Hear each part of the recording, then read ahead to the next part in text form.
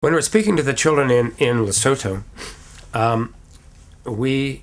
I come down pretty heavily on the boys. Peggy is the good news person. She talks about the fact that there is at last medication in Lesotho and people can be treated, people who are positive. I speak to the boys and I say to them, I open up by saying, if all the boys and men in this country could wear condoms when they have to, that the disease would eventually go away. And we teach the girls to protect themselves. We teach them to say no.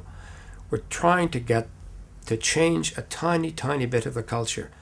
We advise people that we don't come into the country to change their culture because it is their culture and they can live their life as they see fit.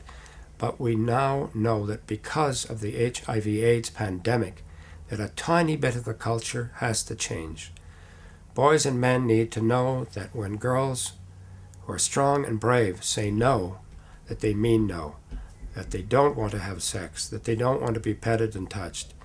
So we're attempting, Peggy and I, to teach the girls to say no, and we're attempting to teach the boys to be respectful of girls and women.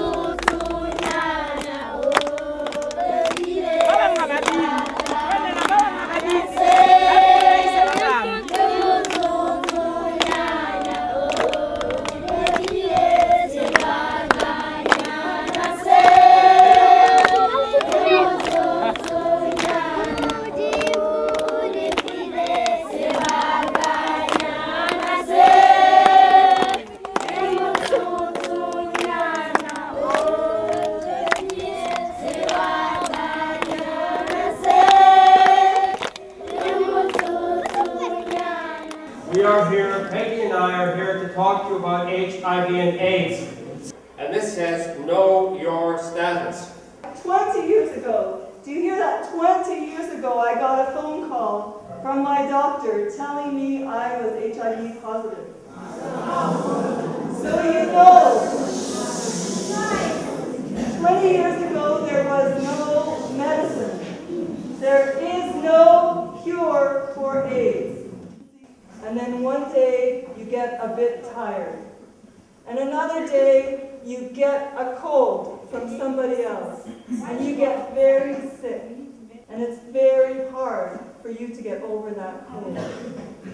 And then You go along a little bit, and all of a sudden you can't walk anymore, and you can't run, and you can't sing, and you can't dance, and you can't do all those things that bring joy to your life.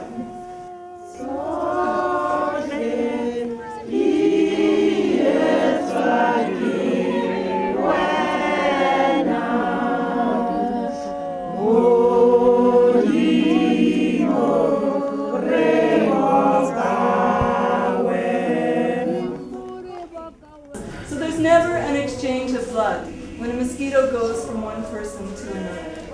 The fact is that the virus does not live in anything but a human. It doesn't live in a cow or a sheep or a dog or a mosquito. It's a human virus.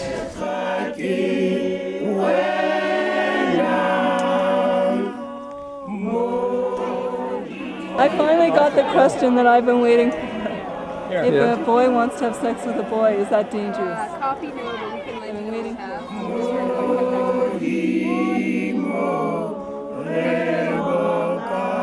We were waiting at what they call the taxi rank, which is the bus station in Pitsing, and a fellow bus driver came along and just took some fruit from this one woman who was selling it. She was an older woman, probably selling fruit so that she could get by. The man took the fruit and then didn't pay her, and she tried to talk him into it. You could tell by their body language what was going on, even though we don't understand the language here. And so I asked Peter to call her over. He was sitting next to the window, and you called her over and paid her for the pear that this man had taken out of her basket. But what happened after that was really interesting. The whole bus that we were on started buying fruit from her, and pretty soon her basket of fruit was empty. So it just took one act of kindness, I think. Wherever we go, in the 3 African countries that we've been to, Rwanda, Zimbabwe, and Lesotho, we run into people who are amazingly bright. We have been running into more women than men mostly, and the potential amongst the people here, I think, is very, very hard for the average North American to imagine. These people have tremendous potential. They have great brains. They have wonderful senses of humor. They are extraordinarily warm. They are people worth thinking about. They are people worth saving. We hear Stephen Lewis talk about the potential of Africa, and the potential is enormous here. This continent has, I am told, about 40% of the natural resources. If the governments and the people of this continent were organized, they could be on top of the heap. And I bet they'd handle it a lot better than some of the others that have been on top of the heap. This is a pandemic. It's there and alive.